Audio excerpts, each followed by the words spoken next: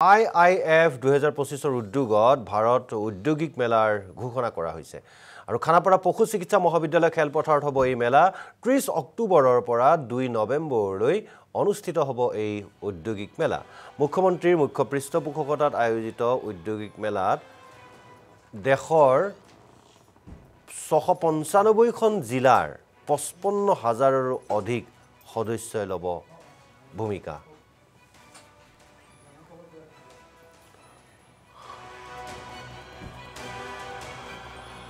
industrial fair উদ্যম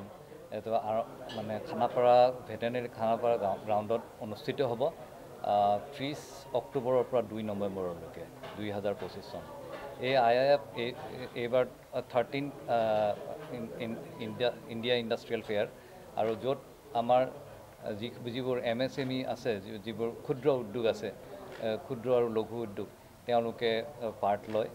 2022 চনত কৰাৰ দৰে এইবাৰো আমি IIF পুনৰবাৰ পাতিবলৈ গুৱাহাটীত ইয়াতে আমাৰ প্ৰায় 500 ষ্টল ইয়াতে থাকিব আৰু যিটো চাব গ'লে মানে আমাৰ নৰ্থ ইষ্টৰ আটাইতকৈ ডাঙৰ ইণ্ডাষ্ট্ৰিয়েল ফেয়াৰ বুলি পৰিগণিত হ'বলৈ গৈ আছে ইয়াতে আমি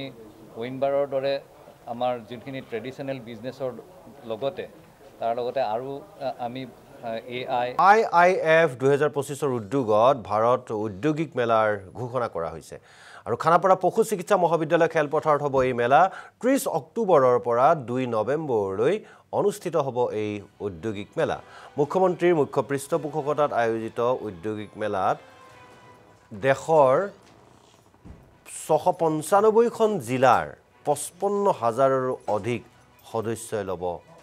ভূমিকা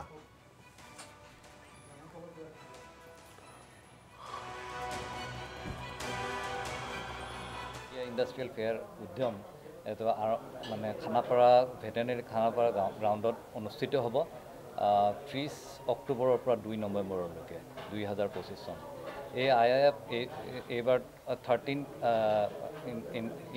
ইণ্ডিয়া ইন্ডাষ্ট্ৰিয়েল ফেয়াৰ আৰু য'ত আমাৰ যিবোৰ MSME আছে যিবোৰ ক্ষুদ্ৰ উদ্যোগ আছে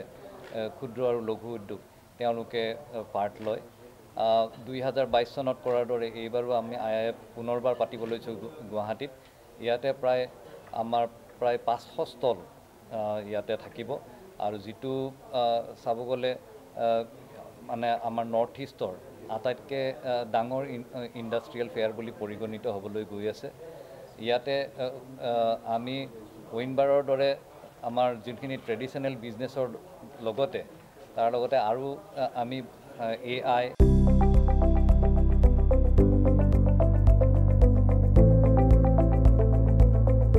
NB নিউজ সহজ সৰল ভাষাত নৱভাৰতৰ কথা